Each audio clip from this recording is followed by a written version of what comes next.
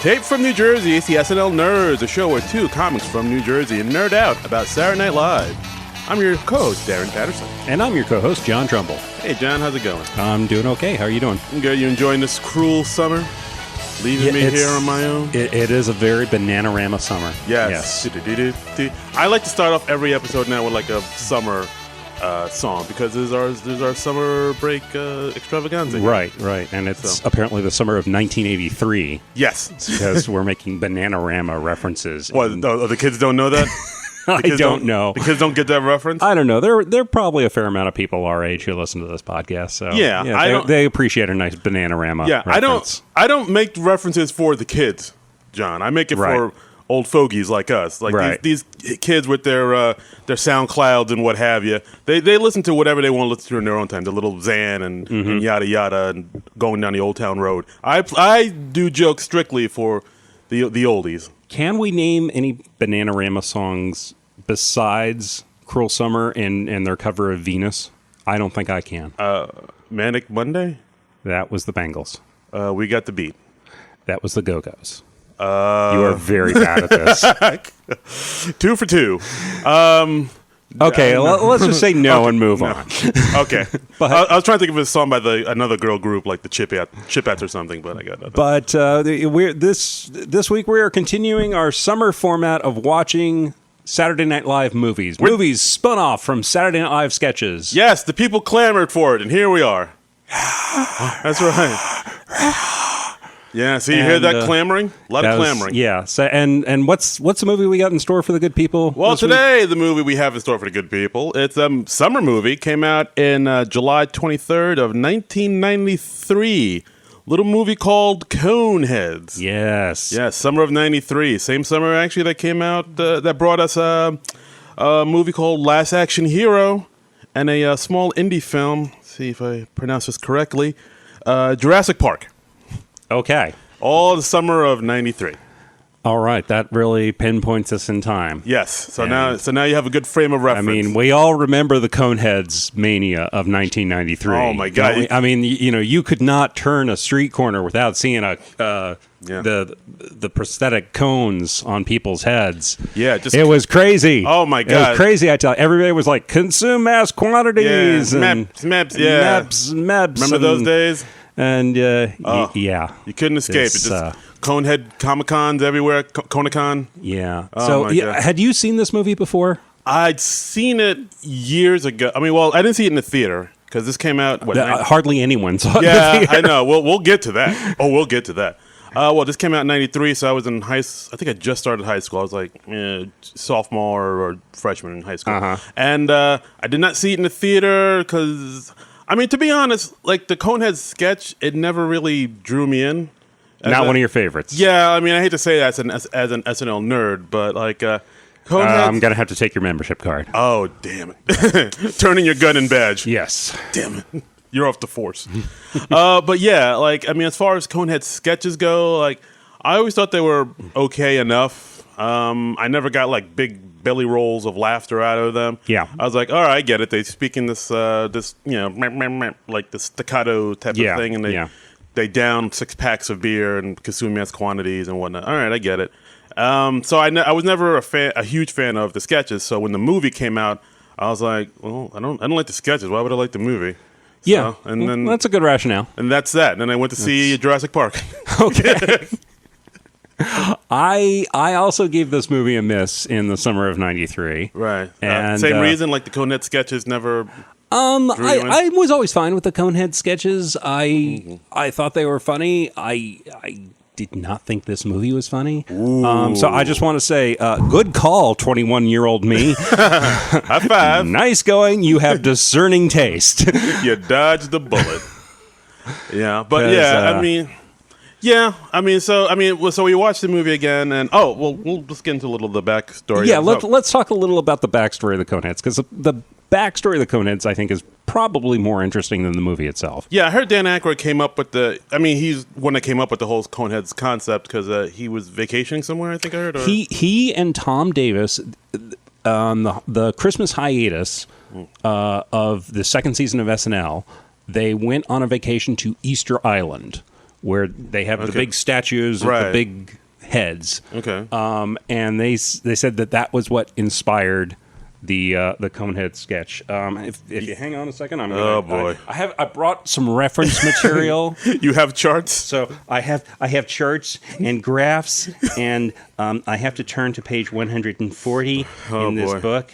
All right, I'll allow it. Yeah. I'll allow it in my courtroom, Trumbull, but you better be going somewhere with this. I'll allow it, but watch yourself, counselor.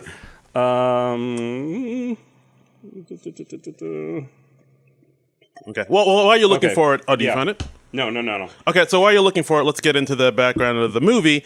Written by Dan Aykroyd and Tom Davis, and by Bonnie and Terry Turner, who also wrote Wayne's World. They wrote Bonnie and Terry Turner. They were SNL writers. They wrote Wayne's World. They wrote Tommy Boy, and they also worked on Third Rock from the Sun many years later. Yes, so they have much experience with aliens. Yes. So, yeah, I didn't even notice that. Hey. So I found a relevant quote from Dan Aykroyd. He says, "This is from the book Live from New York, the complete uncensored history of Saturday Night Live, told by its stars, writers, and guests by James Andrew Miller and Tom Shales." Ooh, great book, guys. Yeah, we have referenced many times before. If you have any interest in SNL, pick up this book. Oh. So this is from page 140. Dan Aykroyd says that the Coneheads started out as pinhead lawyers of France. I had been looking at a TV. I guess I'd smoked a J or something. And I thought, everybody's heads don't really reach the top of the screen. Wouldn't it be great if you added 4 inches to everybody? So I drew up this design, and we would be pinhead lawyers of France. But then people were afraid that we'd be disparaging encephalitic people or retarded people with that. So we changed. Wait, I lost my place here after I rang the problematic bell. Problematic bell. Yeah.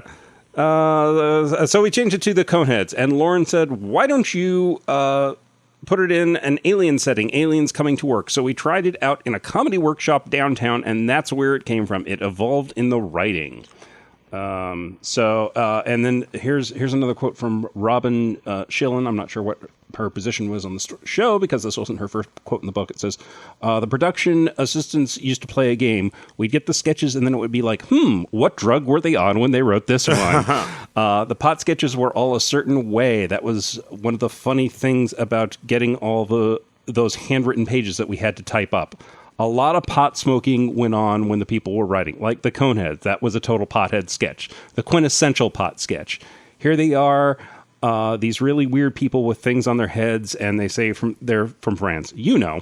So that was Dan Aykroyd's version of the origin of the Coneheads, and So it all came from pot. Is that what you're trying to say? Pretty much. The Blues Brothers came from cocaine. This came from pot.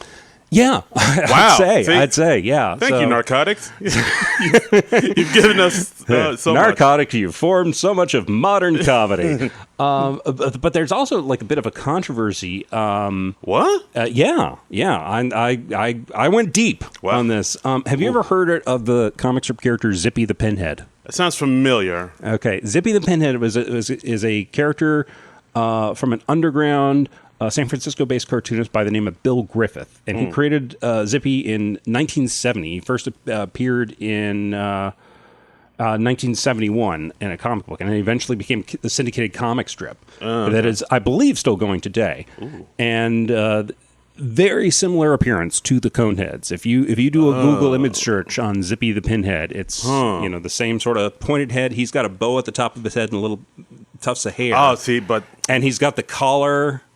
But Coneheads don't have the bow, so totally different. So case dismissed. And he was raising a little bit of a stink about this around the time the movie was released, when the Coneheads were at their highest profile. Oh, when the movie came out. Yeah. But what about when the actual sketch was out? I don't think he made much of a public fuss, but okay, here it says...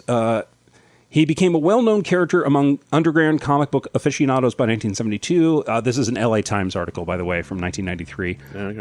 While the Coneheads didn't appear on SNL until 1976 or thereabouts, it was actually January 77, because it was right after the Christmas vacation.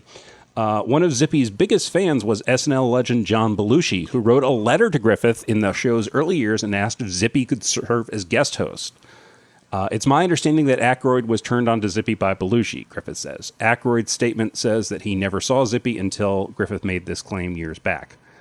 Another factor, says Griffith, is that a, quote, major writer who used to be with Saturday Night Live, this is an unnamed writer, confided to a former colleague, New York-based publisher Jeff Rund, who in turn told Griffith that Aykroyd mainly got the idea of the Coneheads from Zippy.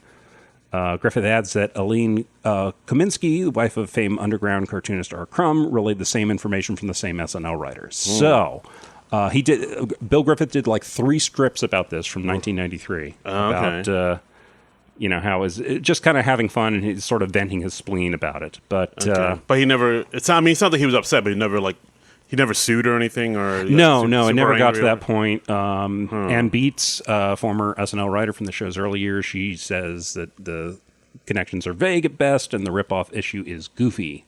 And goofy? Yeah, she argues that the legal term right there? The show's, yes, it is a legal distinction. Your Honor, this is goofy. The show's performers and writers, she says, quote, didn't have a collective unconscious. Dan and the writer Tom Davis did the Coneheads, not Belushi. Besides, says Beats, ideas are out there in the zeitgeist, floating around like spores. Who knows how they travel from one mind to the other? So... Yeah, And here, Aykroyd, his statement says that the idea for Coneheads was predicated from my seeing daguerreotype plates of circus pinheads made in France at the turn of the century.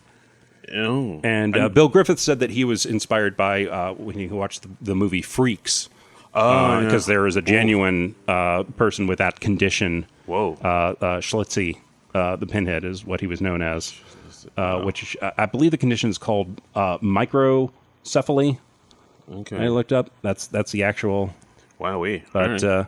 yeah, so I just wanted to note that I don't know what to believe there, of course, but the truth is out there. Yeah, Wow. No, that's great. I didn't know anything about that. That's so I thought that was interesting. Yeah, no, it was. So, wow. I'm beside myself with this. But however the Coneheads were created, they originally appeared on SNL January 15th, 1977.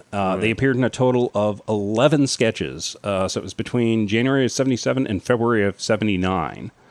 11 times in 2 years? Yeah, that's a lot. That's right? a lot. That's a lot.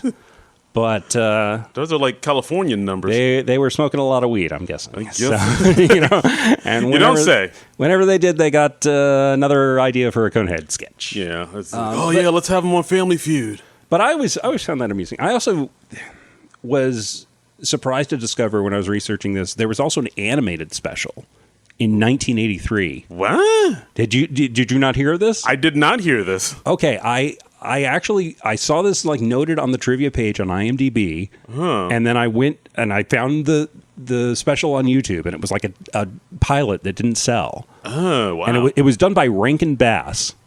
Oh, from Ren and Stimpy? Wait. No. Is that another? Rankin Bass were the guys who did like the Rudolph Christmas specials, the stop motion things. But this was an animated thing. What the hell am I thinking about? I don't know. Okay. You're smoking Jays with Dan. I know. I guess. Ooh. But I watched it, and it was written by Al Franken and Tom Davis. Wow, it was very similar in certain ways to the movie, where it has a similar plot line where it's they crash in they crash land. It's Aykroyd's character of Beldar and his wife Primat, played by Jane Curtin. They crash land on Earth. They're like a precursor to an invasion force, but they're stranded on Earth for years and years and years. He makes a living as a TV repairman. Okay. And they have a daughter, Connie. Right.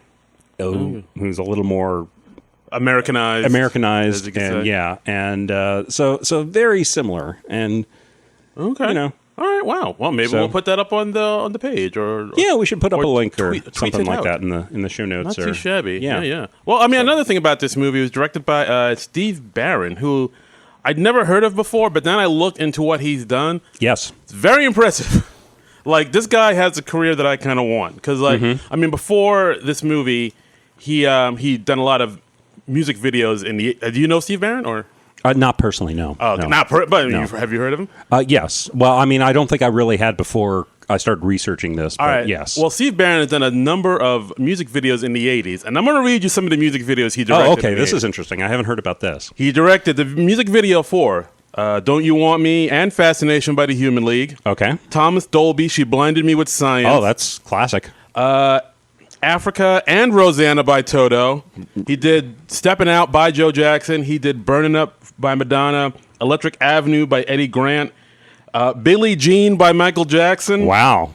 Heaven, Run to You, and Summer of '69 by Bryan Adams. Phew, Bryan Adams trifecta. Yeah, All She Wants to Do Is Dance by Don Henley. Money for Nothing by Dire Straits. And classic. Take on Me by Aha. Wow. He directed all of those videos. Wow, that is quite an impressive video directing career. He directed the 80s. He did. And that's like a Fuddruckers playlist of hits. And like the first movie he ever did, a little thing in 1990 called The Teenage Mutant Ninja Turtles. I thought he did like one before that.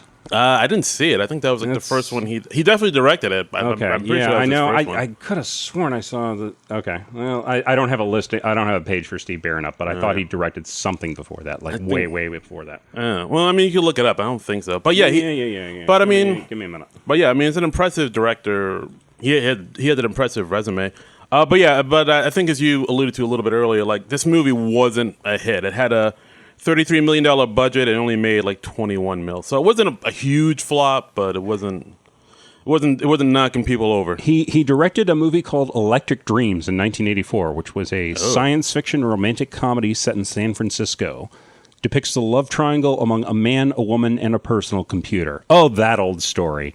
Isn't that her from the Spike Jonze movie? It was her, but like 30 years earlier. Whoa. I guess. He was also an assistant cameraman on a movie called Trauma, 1976, The Duelists, which was a Stanley Kubrick film. Okay. A Bridge Too Far, Superman the movie, although he's uncredited for that. So that's kind of impressive too. Dude's got hits. Yeah, and he directed some television too, and he didn't go on to too many things after this. He did The Specialist, which was a 1994 spy film with Sylvester Stallone, Sharon Stone, and James Woods. It sounds familiar. I vaguely remember. Oh, he directed While You Were Sleeping. I take that back. Oh, okay. That's probably his biggest credit that most people would remember. The Bullock film. The Sandra Bullock, where she falls in love with the man who then falls into a coma. Oh, Sandy B. And then she falls in love with Bill Pullman, his brother. Well, oof. As you do. That's a love triangle right there. So yeah, that's an electric dream. So that's Steve Barron, ladies and gentlemen. Yeah, not bad. But I didn't know about all the music videos. Oh, yeah. That's interesting. Yeah, he's done a lot. I mean, those were just some of them. I thought those were more hype. But like, if you look at the other stuff he's done, he's directed a video for Bowie and ZZ Top. Like, he's done some stuff. Nice. Yeah, but we salute you, Steve Barron. Yeah, I mean, he did this movie. I mean, I don't know. What are your feelings about this movie? There's a few things I did like. It was 86 minutes long. It's a very short movie. It's a very short movie. It does not seem like a short movie. Ooh. Well, I mean, let's start with the things we liked about. Like, I liked the Jersey tie-ins. Yes, the film pretty much takes place in New Jersey. They settle in Paramus, New Jersey. Yeah, and there was a scene. The football scene was shot in Paramus High School. Yes, I read that. And actually, the animated special that I was talking about a few minutes ago, that also takes place in New Jersey, or at least partially. Their commander tells them that they have to be within 20 miles of the United Nations because they're going to announce they're taking over Earth. Right. And they go to Paramus, New Jersey, which is apparently within 20 miles of the United Nations. So there you go. And you actually see them commuting on Route 80, on Interstate 80. Nice. On their way to New Jersey. All right. Well, so aliens, if you're listening. Jersey represent! Jersey strong. And I think they did mention at one point when Beldar first landed that he was like working in Jersey City in this movie, the Air Force base that picked them up, their spacecraft, that's in Wrightstown, New Jersey. So it's very Jersey centric. So basically, in the movie, it's basically like you described, where a spaceship crash lands, planning on taking over Earth, but they get stranded on Earth in New Jersey. So they try to assimilate with amongst the humans. And while they're doing this, we have Michael McKean as an INS deputy commissioner who's after them, and David Spade is his sidekick. Yeah, I did like Spade's name in this. Turnbull. Yes, I noticed that. The last name Turnbull is mentioned early on in the film, and that perked my ears up a little bit. Turnbull's actually the name of the Scottish clan that my family is derived from. Oh, really? Yeah. Huh. So I might be a distant relation to David Spade's character in the Coneheads movie. David. I haven't done the genealogy. I haven't done the 23andMe on it. You didn't spit in a cup and mail it out. I don't know if they can tell your relationship to a fictional character. I feel like that might be beyond their abilities. Yeah, David Spade. If you're listening, you come onto the podcast and clear this up once and for all. Yeah, people have been clamoring. There's been so much clamoring. We want to know about the Turnbull-Trumbull connection. What are you hiding, David Spade? What are you hiding? It goes all the way to the top. Yeah. That leads to another thing I liked about this movie. There were so many cameos in this film. There are over a dozen SNL cast members, past and present, in this. I mean, of course, you have Dan Aykroyd and Jane Curtin as the two main characters, Beldar and Primat. Right. Chris Farley's in it. Adam Sandler's in it. Mm-hmm. David Spade's in it. John Lovitz is in it. Phil Hartman. Lorraine Newman's in it. Garrett Morris is in this. Morris, yeah. Kevin Nealon, Jan Hooks. Yeah, Tom Davis is in this for a bit. Julius Sweeney. Tim Meadows. Tim Meadows is in this for a little bit. There were some more that were cut out of the movie. Cut it out. There was where was this? I think this was on the IMDb trivia. Scenes featuring Colleen Camp, who we talked about last week in Wayne's World. Oh, that's right. Ellen Cleghorn, Brian Doyle Murray, and Conan O'Brien were filmed but cut.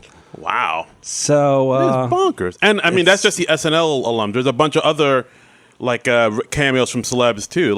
Jason Alexander's in this for a bit as their neighbor, and Sinbad is in it, and Eddie Griffin. Eddie Griffin's in this, and Michael Richards in it. It's one of the first scenes. Dave Thomas, he's like the head Coneheadian. I realized after I watched this movie, I have an old issue of Cinefantastique that has an interview with director Steve Barron. He talked a little about that. He was allowed to have free reign to choose actors from Saturday Night Live. They were made available for the smaller roles. Let's see, he has a quote about this. He says, "We needed people who had a comic sense of timing, and the SNL alums were part of the Lorne Michaels family, as it were. We looked at them all individually, thought where they could be put, and in the case of David Spade, we actually wrote his part for him." So that does seem like the part he played in this movie seems pretty perfect for him. Well, yeah, I mean, he's like this sort of smarmy sidekick guy who's like a little suck up, and I did like that part when he there was just sort of ongoing thing throughout the movie where because Spade works for Michael McKean's character in the INS. Right. And so whenever somebody has something to hand to Michael McKean's character, David Spade kind of interjects and be like, you know what, he's kind of busy right now. Let me give that to him. It'd be best if it came from me. And then he takes credit for it. Yeah, so he's like, oh, hey, look, I got you something. Yeah. I kind of dug that little thing. Yeah. Yeah. Oh, and also this movie had a quick cameo from Drew Carey, and a little unknown person named Ellen DeGeneres was in this too. It was their film debuts for both of them. That was bonkers. Do you think they ever brag about that? It was like, hey, my first film was a little thing called Coneheads. Yeah. I played the diving coach. I was a taxi cab passenger. And also Parker Posey's in it for a little bit, and Joey Lauren Adams. Did we mention Michael Richards? Yes, he was like the guy at the hotel, motel, Holiday Inn. So it's pretty impressive. It's jam packed with it, and honestly, I found it was to the point where I found it distracting. Well, I mean, I think a lot of those people weren't big names when they got the role. So, I guess a lot of those people were. Well, I mean, certainly Drew Carey and Ellen DeGeneres and Eddie Griffith were, right. But I think most everybody else was known to some degree. Oh, yeah. All right, yeah, I see what you mean. Yeah, all those Seinfeld was already on, so people knew who Jason Alexander was. And, oh, yeah, that's true. But yeah, so you found it distracting, all those people? I did, because it was just... It became more of a game of, hey, there he is. It was a Where's Waldo type of thing. Hey, look at that. Hey, there's that guy. Hey, there's this person, there's that person. And it's... I don't know if I want to say it was taking me out of the movie, because that kind of implies that I was engaged by the movie at some point. Wow. But this is scathing. Scathing. I mean, my basic feeling on it was just there. It was just kind of a nothing burger of a movie. I didn't think it was particularly funny. It had this weird meandering plot.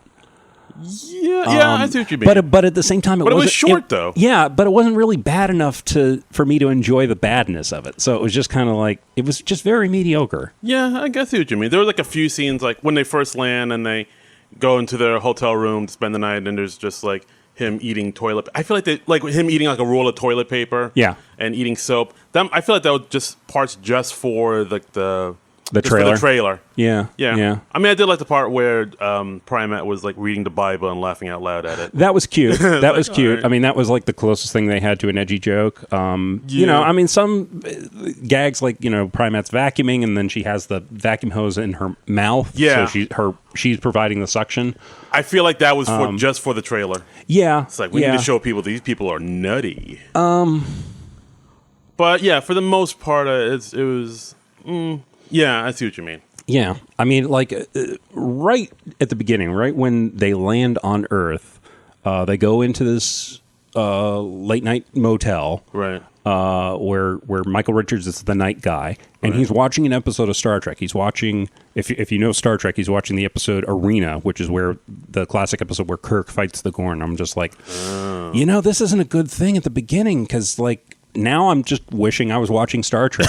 And then like a few minutes later, we see a clip from It's a Wonderful Life, and I'm like, you've already brought up like two other things that would entertain me more than this movie is so far. Wow, damn, son. All right.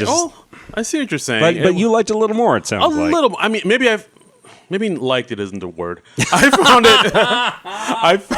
I found it a little bit more charming. Yeah. I'll say that. Okay. I mean, I did like the parts I kind of dug where Michael McKean kind of plays, you know, evil INS. I enjoyed Michael McKean, and like the way when he introduced him, that he has this idea of like he has this little model where he proposed an idea of like, oh yeah, for people in Mexico we could put like shock collars on them, and then when they try to cross the border, they'll like burst into flames. Remember when like immigrants coming into the country from Mexico and other places. Remember when that was a big controversy? Thank God we figured that all out. Figured it all out. Everything's that's not a platform for anybody to run a presidency on. Yeah.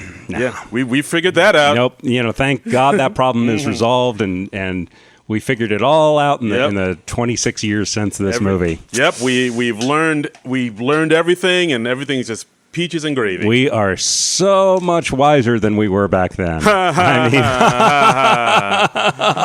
we live in a hellscape, helpless.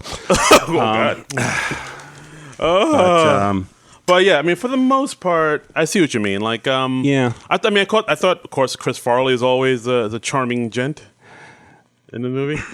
Wow, you don't even agree with that. Well, I mean, Chris Farley did what he had to do well, but I mean, okay, there's a scene where he like takes Connie out on a date, and then he comes back and he's getting fresh with her, and he's like pushing her to go further. They're playing that Red Hot Chili Peppers song in the background. Yeah, and then she's like, no, and then Connie comes in, and then Dan Aykroyd comes out, and he rips the roof off his car and roughs him up a little bit, and then I was like, oh well, that's it for Chris Farley. Oh, okay, well, and then he comes back later, and he's like I'm miserable without her, and he's presented as like a legitimate romantic interest, and I was just like, I don't think this would fly today. This is like. I see what you mean. He's on the verge of like forcing himself on the Connie character, so I couldn't really get behind the character after that. You know? I mean, I'm looking at this very much through 2019 eyes instead of 1993 eyes. But no, I see what you mean. It was he was getting date rapey. Yeah, and like the fact is like, but I'm sad and I'm sorry, so everything's okay now. Yeah, and then like they had a scene where like he apologizes to her, and then like she apologizes to him, and I'm like, what the hell are you apologizing to him for? I don't remember that part. Did he? Yeah. Huh. Yeah. All right. And I was like, okay, this is creepy as hell. Problematic. All right. Well, wait. Yeah. So big old ring on the problematic bell on that one. Holy. Wow. Maybe I blocked that out. All right. I mean, it's a quick thing. He does apologize first, and then she apologizes back. But I'm just like, no, Connie, no. This is how it acknowledge your power. Yes. Yas Queen. Yes. Yas Queen. Yas. But yeah, So I had a tough time with that subplot. No, that's a very woke way to look at it. Yeah. But it was that part, and well, as the movie goes on, they land. Their original mission is to, take over Earth, but I think they crash land on Earth, and then they make a call. They're able to get it. He's able to get a job through like Sinbad's kind of little fix-it shop. Yeah. And because Beldar's very good with electronics and fixing things. Right. So he fashions himself like a telecommunicator. He's able to get contact with his people, and they say, and this is like years later. Yeah, and they say, well, we can be there in like 15 years or something. It was like 7 Zarns, but we have no idea how many Earth years that is. But it's obviously a long time. Exactly. And, so they're pretty much stranded on Earth until the people can come and get them. And then in the same scene, Primat is like, "Oh, I'm pregnant. I am with Cone." Yeah, and you see a little cone poke out of her belly. By the way, they do the pregnancy in the animated special too, but they handled it differently there. Like here, her stomach enlarges like an Earth pregnancy, although you see like a little extra bulge out of her tummy from the presumably the cone. Right. In the animated thing, she gives birth through her cone. And they have her the top of her head covered up. And, but where does it come out? There's no hole in the cone. I don't know because it was covered up and it was like an animated thing. Okay, so it's a cartoon. We didn't get into the explicit all the whys and wherefores of Conehead births. Oh, none of this is real? No. Wow. But I was like, oh, well, that's a more creative way to do it. I don't know why they did that makes sense. I don't know. I don't get why they did it because I think her giving birth through the cone is funnier. It is. Yeah. A person with a big old I don't know. Yeah, but I think we're putting more thought into this right now than the filmmakers did. Poor Paul Bonnie and Terry Turner. But so they're stuck on Earth, and he's able to get some jobs. He's a cab driver at first. INS is still on their tail, but they're able to escape, and then they're able to sort of hide out and lay low in Paramus. There's a little bit of like a allegory for like immigration in this movie, which I really didn't expect. Like about how people from other countries and planets come to America for the American dream. There's like that. There's a little bit of a theme. Yeah, I mean they are kind of assimilated Americans. Yeah, and they come to enjoy Earth and the planet. And like in the big climax of the movie, we have the INS. They get onto the Coneheads. Yeah. And they're after them. They've cornered them in their cul-de-sac where they live. Right. But then, when they're about to be arrested by INS, or they're trying to get away from INS, the spaceship from Remulac comes down and like beams them up, and it also beams up Michael McKean and David Spade's characters. Right. And then we have this whole thing on the planet Remulac where Beldar fights this stop motion creature. Yeah, that's another thing. The effects weren't up to par. Well, I actually enjoyed the stop motion creature because it was like intentionally retro and okay. I mean, I liked that. Hey, you think they did that as like a nod to the Star Trek episode where he was fighting the monster there? I just thought of. I didn't see any like explicit parallels, but that's certainly possible. I just thought of that. Yeah. Hey, how about that? I mean, I could have written this movie. It could be. It would have been funny if they played like the Star Trek fight music. The dun dun dun dun dun. Because this is a Paramount film, so they probably could have done that. If Cable Guy was able to do it, they can. Yeah, exactly. Oh God, I love that. That would have been fun. Cable Guy's awesome. So I enjoyed that part. Yeah, but maybe as far as like effects go, I meant like the part where Connie was eating there's a subway. That is bad. That is some bad CGI. Where Connie Conehead, she eats like a foot-long Subway sandwich. Yeah, in seconds. And she chomps it down, and it is, even for 1993, that is bad because that is still a post-Terminator 2 world. Yeah, that looked rough. It was bad. I was like, you spent $33 million on this? Really, it doesn't show. That's from that. Yeah. Well, I mean, they had to have their Subway tie-in, I guess. I guess that Subway money only went so far. As long as we're talking about the effects, I found this interesting was when they're flying back to Remulac, we have the same sort of warp starfield effect that they used on Star Trek: The Next Generation. Oh yeah. So that was either done in the same way or it was used in this, like they used the actual footage from. Oh yeah, Next wow. Gen. I didn't even notice that. So that was kind of neat. That was kind of neat. Yeah, and I don't know if you felt this way too, but I kind of felt there was like a vibe throughout some of the movie where like some of the scenes kind of had like a Tim Burton-y type of feel to it. And I wonder if that's what they were going for. I don't know if consciously, because I don't know if Tim Burton's style was as defined back then. I can't remember. Well, Edward Scissorhands came out in like 1990, so I guess maybe. There was a similar thing because we have the Coneheads in Suburbia. Yeah. And they're the weird ones.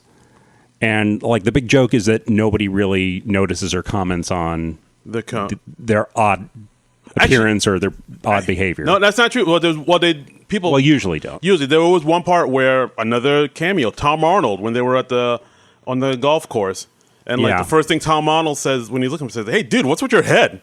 And it's because he's like the big jerky dude, and that's kind of the thing we're all thinking at the audience, like, how come no one's talking about these people's weird heads, or is everybody so woke that they won't say anything about the head? I mean, that's a good thing. Yeah, but then Tom Arnold just kind of comes out and says what a lot of people are thinking, like, why didn't anybody say anything about their heads are oddly shaped? I don't remember that. I mean, I remember Tom Arnold showing up, and then I think I like looked at my phone for a little bit. Jesus, wow, you! I was not terribly engaged by this movie because, bottom line, I didn't find it very funny. All right, no, that's fine. It's fair enough. It was just there, and I thought, it was just like a weird meandering plot because it didn't go. I mean, it didn't have like the sort of thrust you expect a good story to have. I mean, I think instead of that, like what you're looking for, because like it had them living their lives, like them getting a house in Paramus and them having their baby, and like there was like a little scene where they kind of fast forward through a few years through there was a montage, the home movie montage, while Paul Simon's Kodachrome plays in the background, and they played like the whole song, the entire song. I was expecting like just a verse or something, but nope. God damn it, they played that entire song. Wow, yeah. Hey, when Lorne Michaels knows Paul Simon personally, I guess he got a deal on the licensing. You can do things like that. Something I thought was kind of neat was the 3-year-old Connie in sequence was played by Dan Aykroyd's daughter Danielle, who was about, I guess she was about 3, because Dan Aykroyd took his daughter to the set, and she was so fascinated by the Conehead costume, she asked for one of her own. So they cast her as young Connie so she could get her own cone. That's sweet. That's sweet. Put your daughter in, That's sweet. I mean, that's one of the few times that's sweet. Yeah. Yeah, that's beautiful. And I think wasn't Dan Aykroyd's brother Peter in this thing too? He played a role somewhere here. Probably. I can't find that right now. But something we should talk about casting wise.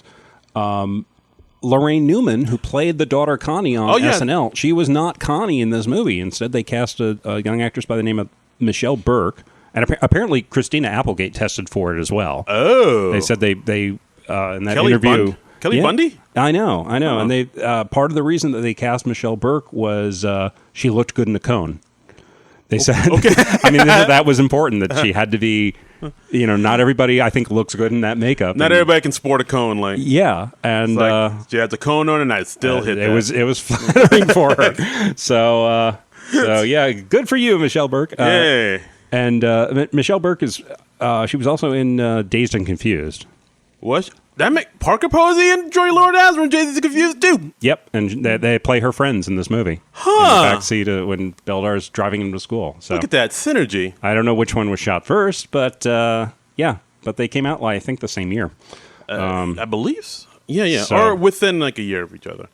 Yeah. Mm-hmm. So then like they grow up and but like you were saying before, you weren't finding there wasn't too much of a plot because like it just showed more kind of true to life stuff, I guess. Like it showed like them having issues with their marriage, or like them wanting to spice up things in their marriage because Jan Hooks because in the movie Beldar's a driving instructor, right? And Jan Hooks is one of his students, and she's like all kind of tarted up, and she's all like making the moves on Beldar. Yeah, and she makes a pass at him, and then it's just a scene, and that it doesn't really go anywhere beyond that. It's not. Yeah. It's not part of this big subplot about problems in their marriage, and he doesn't have an affair with her. She doesn't like come back later in the movie, really. Not really. Well, there's one point where Primat sees her in the supermarket, and they don't talk, but they just kind of walk by each other, and then Primat gets like a Good Housekeeping magazine and wants to spice things up. So it's just like a lot of little sequences. I think they were still too much in the sketch mode.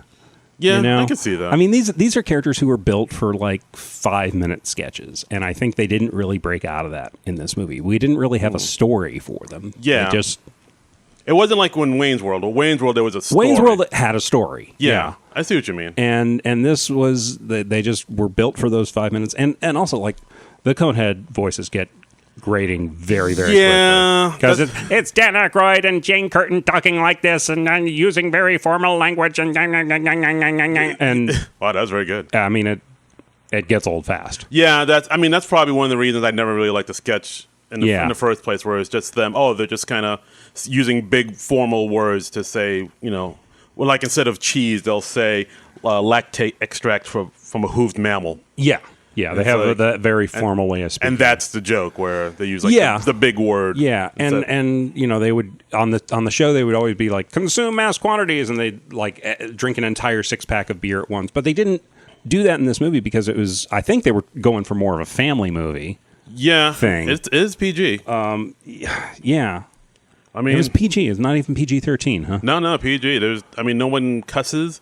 I mean, there's one thing, of course, where we see Beldar's butt, but he doesn't have a butt crack. Yeah, he has like 2 nubs. That was one thing that amused me was at the beginning Beldar's of the butt? No. Well, no, at the beginning of the movie, before I started playing it, it flashed on screen, rated PG for, quote, comic nudity and double entendre humor. So I was like, oh well, I'm going to see some comic nudity in this, and it was Dan Aykroyd's butt without a butt crack. Usually, when they say comic nudity, they mean a butt. Yeah, butt. Yeah, because butts are comical. They're pretty fun. They're pretty funny. I was also very amused that the costume designer in the movie was named Marie France. What? I thought that was a weird coincidence. I saw that in the opening credits, and I made a note of that. I come from France. I also liked it, like at the end of the movie, there was a gag where Connie is going to prom with her boyfriend Ronnie, Chris Farley, and Beldar takes a photograph of him, and he's got like this big Polaroid, but it's got all this extra stuff on it, and he's got like 3 or 4 flash bulbs attached to it, and he takes the picture with that, and then it cuts back to Chris Farley, and he's sunburned from the flash bulbs. He's got like a grid pattern on his face. He looks like he just like stuck his face on an Eggo a waffle iron or something. Yeah, that was pretty. See, there you go. I enjoyed that. That was a gag funny towards the end of the movie, and I liked the sight gag of when they were all on a motorcycle and they all had the pointed motorcycle helmets. See, there you go, sight gags. So there were literally like 2 sight gags I kind of liked. So there you go. You think it's hilarious? You heard it here, folks. Yes, John Trumbull. That was 5 stars. Right. Yeah, I mean, for the most part, that's all I wrote. Yeah, that's pretty much all I wrote. Like the battle scene at the end, because at the we'll fast forward a little bit. I guess we'll come to the end of this thing because it's a pretty short movie. But so when the INS is on them and they're about to take them in, that's when the spaceship comes and beams them all up. Right. They're all in the car. And so they beam them up in tractor beam or whatever it was. And then Michael McKean is like, no, they can't get away. So he grabs onto the car. Yeah. And then David Spade grabs onto Michael McKean. So they all get caught up in the spaceship. Mm-hmm. And then they meet the Grand Leader, played by Dave Thomas of SCTV fame. Right. And he notices that Beldar's teeth are capped because... early in the movie, the Coneheads have like very sharp, like shark-like teeth. They're shaped like they're cones. Yes. Yeah. Cone. Oh yeah. Wow. I didn't even notice that. Yeah, they're like slightly pointed teeth, but they're. Look at that. See, that's brilliant. But yeah. So okay. I'm trying to give this movie a little something. So yeah. So and on Raimi, like that's seen as an act of defiance and treason. So Beldar has to fight the Narful the Garthok, the big monster at the end, and he's able to defeat the Garthok because later in the movie they show he's very good at golf. He likes to golf quite a bit, and he actually wins a golf trophy in this Halloween party that they have in the movie. So he's able to sort of fashion a putter and use a rock as a golf ball, and he hits the golf ball down the throat of the Garthok, and the Garthok chokes and dies. I vaguely remember that. That's the big finale battle scene. You don't remember that? He narfled the Garthok. Yeah, I mean, I like the Garthok. I enjoyed the stop motion animation of it. He even sang Tainted Love a little bit. Yeah. I just didn't remember all the golf ball stuff. I think it was getting late at that point. And, ooh, wow. But yeah, throughout the movie, he was like a golfer. He golfed. Yeah, I remember him golfing. Oh, okay. And so, he had like the golf trophy and yeah, see? There you go. So and for since he was able to defeat the Garthok, Beldar says, I want to go back to Earth, and right. Largely because like Connie is really wants to be back on Earth because she's in love with Ronnie, and and it's the only world she's known because she was born on Earth. Absolutely. So, but he says to the leader, I want to go back and we'll take over Earth and defeat the Blunt Skulls. Yeah. And then he said, I do like the term Blunt Skulls. I'm surprised there hasn't been a band named the Blunt Skulls yet. That's a great punk name. Yeah. Dude, if any punk Blunt Skulls, yeah. If any bands are listening, you take that. It's a kick-ass name. So, so then he says he wants to take one of the Earthlings back to Earth with him, and then the leader says, you can only take one. So he takes back Michael McKean because he's of higher rank, and David Spade stays on the planet, and he kind of becomes the David Thomas's kind of advisor. He's like sliding his way into becoming the advisor to David Thomas. Yeah. So anyway, they go back down to Earth to take over Earth, but then Beldar says, "Oh, something happened. My spaceship is crashing. I think I'm about to be taken out." So he kind of fakes his own death. Mm-hmm. So all the Coneheads think he's dead, and they see him as a hero, but he's not dead, and he wants to live on Earth. He goes on to live on Earth with his family for the rest of his life, and then he makes a deal with Michael McKean's character saying, I saved your life, so give me a green card and don't bug me anymore. Yeah. Yeah, so the end. That was it. Oh, and also... If only real-life immigration problems were resolved so easily. God, I know, that's what we got to do. Well, and also another thing I noticed that they did, because like earlier in the movie, he had that idea of putting shock collars on illegals from crossing the border. Yeah. And at the end of the movie, he had a shock collar on him and irony. Yeah, see, get it? Oh, I hadn't picked up on that, but you're right. That was very sly. Did you not see that? He got a little taste of his own medicine right there. In your face, INS. Yeah. Yeah, take that. America. So, but yeah, I mean, as far as that's pretty much the movie. This movie didn't do so hot. It had a $33 million budget, as you mentioned before. It ended up making a little over $21 million in the United States. Never released overseas, so that was its total box office take. It's not a huge flop, but it ain't great. Well, I mean, a movie has to make like 3 times its budget to really be considered like a hit or to make its money back, I think. I think so. I mean, as long as you make the money back, then it's not. But yeah, I mean, when you don't even reach the amount of your budget, that's bad. Yeah, I mean, I also now that I think about like the fact that this came out in '93, and the heyday of the Coneheads was like 70. That's what I find so mystifying is that it's like literally 15 years later, and it's like, was anyone clamoring for a Coneheads movie at that point? No, I don't think so. But apparently, like, this is like right after they formed, I believe, the SNL studios, and they were looking at SNL characters and properties they could put into the movies, and I believe the reason they settled on the Coneheads was because it had a big recognition still, because there were still like syndicated reruns of SNL and like best of video cassettes and all that. So like people knew who the Coneheads were, but just not enough to warrant the movie. Yeah, but I think it takes more than just knowing. Being aware of a property, I mean, that doesn't necessarily translate into I want to see a movie with this. No, thing. I agree. That's what. Yes, that's why I feel like how the way people keep doing reboots and remakes now. Like just this week, I don't know if you watched this. There was a movie trailer that dropped with the Banana Splits. Yeah, but they've rebranded it as a horror film. And one of my Facebook friends was like, who did they make this for? Okay, the people who are old enough to remember the Banana Splits won't want to see this done with them. And the kids who didn't grow up on the Banana Splits won't care. Yeah. So this is like a movie literally for no one. Yeah, very much. I mean, I remember the Banana Splits just because I used to watch like a lot of Nick at Night and I was in front of the TV all the time. So I remember them, but not enough to see a movie about them. Definitely not enough to see this sort of... was it a 5 Days at Freddy's version of them where they're like these animatronic monsters come to life? I mean, it's just so weird. I mean, it's the same way I don't understand why how they made remember when they made the movie out of Bewitched?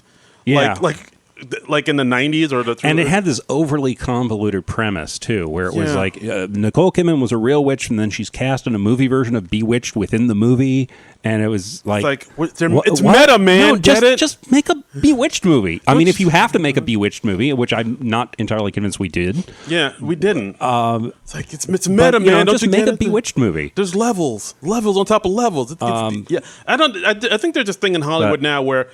Oh, do you remember that? Like how they said they wanted to do a remake of like Punky Brewster?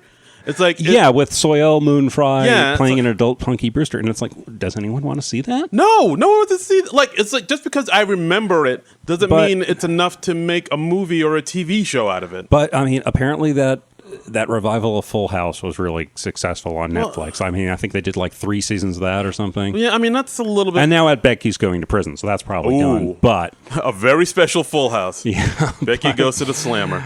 But I mean that's a little bit more understandable. I mean that at least was on the same sort of brand. It was like a continuation of this. I mean I think they did the same type of show they did before. I haven't watched it. But. Yeah, I mean I haven't either. I mean I used to watch Full House on TGI Fridays because I was a kid and. It's Friday night. You go home, you go watch TV. What do? Go out with your friends? Yeah, I don't quite get why this movie exists. I don't even get why they thought it was necessary to recast Connie. I mean, Lorraine Newman was older, but so were Aykroyd and Curtin, and they're aliens.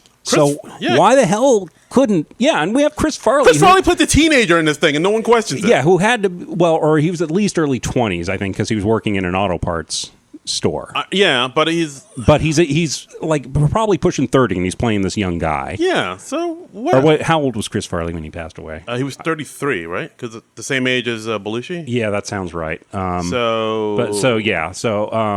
Like mid 20s, I'd say. Okay, yeah. Well, he lived a hard life. Yeah. And how? Yeah. So I just thought it was weird and kind of disrespectful to Lorraine Newman to not have her be Connie, and she has basically what amounts to a cameo in the movie. She plays a conehead on the home planet. Yeah, that was a little weird. Maybe they were trying to gear it towards a younger audience, so it's like, we need a young hot young thing. I guess I don't know. I don't get the rationale, and I would like to know more about why they felt it was necessary to recast. Aykroyd, give us a call. You have some questions to answer for. I don't quite get why Jane Curtin wanted to do the movie. She didn't have enough Kate and Allie money at that point. Kate and Allie, wow, I haven't heard that in forever. Yeah. Well, it was still a pre Third Rock from the Sun era. Yeah. Third Rock from the Sun started a few years later. I looked it up. Well, that Kate and Allie money, just piles of it, just everywhere. Well, I mean, that was a successful show. It was. I mean, it's not remembered today, but it probably ran for at least 5 years. It ran for a good chunk, yeah. Yeah. But I mean, that's the first place I saw Jane Curtin because that show was on when I was a kid. And then you went back to SNL, or yeah, and then I was like, oh wow, well, Jane Curtin was on the original cast of SNL. That's kind of neat, and it was weird to me because it was so far from what her brand was by then. Yeah, the Kate and Allie, from what I remember, it was a lot more serious, right? It was like more of a dramedy. I think they did a few very special episodes. I think I remember one episode where I think Kate or Allie, whichever one she was like stranded in the city without any ID or money, and so she was mistaken for a homeless person. Oh, so I don't remember how that played out. But how'd that shake out? But she spent a few hours walking in homeless people's shoes. So I understand their plight. So yeah, exactly. Because that's all it takes. Yeah. For a privileged white person, that's all it takes. We just need like a couple hours, and we're like, yeah, we got the gist of it. Yeah, we know. I was hungry for like 5 hours. Yeah. So don't tell me I don't know struggle. Exactly. Jesus. Where did this tangent go off? Wow. All right, so I mean that's really all I got. I thought it was a very movie. It's not terribly funny. It's amusing. Yeah, I mean I didn't laugh out loud once, but a couple things I was like, okay, well that's a cute sight gag. It's amusing and charming, but like it's one of those movies where it's just like, but it doesn't really go much anywhere. I mean, and you've got some really good people in it. Yeah. I mean, Dan Aykroyd's made some great comedies. He has. Jane Curtin's a very funny person. I love Michael McKean. Yeah. David Spade was also in the movie. Yeah. Ooh, wow. McKean played it kind of straight throughout this whole movie. For the most part. But he was like kind of. good foil. He was a good slimy 90s villain. He had his hair all slicked back at one point, and I was like, oh, that looks very 90s. Blonde and slicked back. And like at one point, Connie comes down from upstairs, and she's got like a choker, and she's got like blue jean shorts and like black tights underneath, and it was like peak 1993. Very 90s. Oh, it was peak 1993. Black Velvet, little boy style. Yeah. Black Velvet, if you please. But yeah, for the most part, I found the movie charming. It was all right. Wayne's World was a little bit better. Blues Brothers was definitely better. But we're on a downward slide, my friend. Yeah, I kind of didn't want to say anything, but yeah, like I think the Blues Brothers and Wayne World episodes were kind of the best, but now we're kind of slipping into the doldrum. This middle section is going to be tough because there were a lot of bad to mediocre films released from SNL in the 90s, and we're going to cover one of them next week. Yay! Next week we're going back to Aurora, Illinois. Yeah, we're covering Wayne's World 2, the sequel to the phenomenal smash hit Wayne's World. Yes, people demanded it. Clamoring. More clamoring. All this clamoring. Wayne's World 2. Wayne's World 2. Oh, that's Wayne's World 2? Oh, no, actually, we're good. Ooh, Thank you. Wow. Thank you. We're good. Yeah. That's a little sneak preview of what you think about Wayne's World 2. Well, no, actually, I have no idea what I'm going to think about Wayne's World 2 because I've never seen it. Yeah, I'm looking forward to this is fresh territory for me. I'm looking forward to your thoughts about all these things. At best, I've seen like a few minutes of it on TV. So, all right. I already have it borrowed from the library. I'm going to have to renew it, so I still have it to watch for next week's show. Indeed. But all right. I don't think anyone else is going to go to the library and say I must see Wayne's World 2. You don't think there's a rush this week? I don't think so. All right. I don't think so. I think I can get away with keeping it for 2 weeks. All right. You better hope it all works out. It was weird. And then after that, we got some other things that do not have a good reputation. I will say that. After Wayne's World 2, it's gonna be a slog for a few weeks. It's gonna be a slog, man. Brutal. Why did we do this to ourselves? This seemed like a good idea at the time. Yeah. Now, as we do it, because it was bracketed by we're doing it in sequential order, and it was bracketed by Blues Brothers, which we have fond memories of, Wayne's World, which was pretty good, and MacGruber, which you love. You're gonna love. I'm gonna say it right now. You're gonna like. I've seen a lot of the beginning of MacGruber, but I haven't seen much beyond that, and I'm looking forward to seeing more of MacGruber. That will be like my reward at the end of. So there you go. It's like a carrot on a stick. Like exactly. You get through this, and you get the carrot. Oh God, it would be so depressing if we were ending with one of the really bad ones. But but we're going to end it on a high note. That's right. Like you do in the summer. So, but I'm looking forward to Wayne's World 2. I'm hoping I enjoy that. Yeah. So, because they're people are liking that, and I'm sure they'll have at least a few amusing moments. It'll be amusing at the very least. Mm-hmm. All right. So that's our podcast. You want anything to plug? Anything to promote? What do we got going on here? No, I can't think of anything right now. I don't believe we've gotten any more interesting. Did we get any more interesting tweets or anything like that in the last? I don't. In the last week, since I didn't check the Twitter this morning, but I don't think so. I think it's been pretty radio silent. Okay, let's check on the Apple Podcast and see if anyone else has left a review for us here. Nope, that's the old one from June 6th from Danny Vega or Vaga. Danny Vega? That's what it looks like. Vega. So anyway, if you want to rate and subscribe us, please find us wherever you listen to podcasts, and that always helps boost our algorithms. You can find us on Twitter at SNL Nerds Show. Yes. Darren and I are both on Twitter individually. Yes. You can find me at Trumbull Comic. You can find me at Darren Credible, Twitter and Instagram. I do it all. Yeah. And of course, the Patreon. We got a Patreon. Patreon. If you go to Non-Productive.com, you can contribute to the Patreon. You can get episodes a little bit early. Yeah. And you help keep the show going. You help keep the lights on. You help keep this whole wonderful enterprise afloat. Put some gas in this car we call... In this comedic engine that we call the SNL Nerds. This little comedy roadster that we got. Yeah. Chugga. We need fuel. Yes. We need fuel. Like Beldar, we need to consume mass quantities. You beat it. See? We tied it all together there. See? You did learn something from that movie. Map. Map, map, map. Map. Yeah. All right, I'm kind of tired of that now. Yeah, I think we're done. You do it 3 times, like, that's enough. Yeah. I get it. Yeah. Yeah. And that's our podcast, guys. That's our show. So we'll see you next week for Wayne's World 2. Until then, good night. Night. This has been a non-productive media presentation. Executive producer Frank Hablawi. This program and many others like it on the Non-Productive Network is distributed under a Creative Commons Attribution Non-Commercial No Derivatives license. Please share it, but ask before trying to change it or sell it. For more information, visit non-productive.com.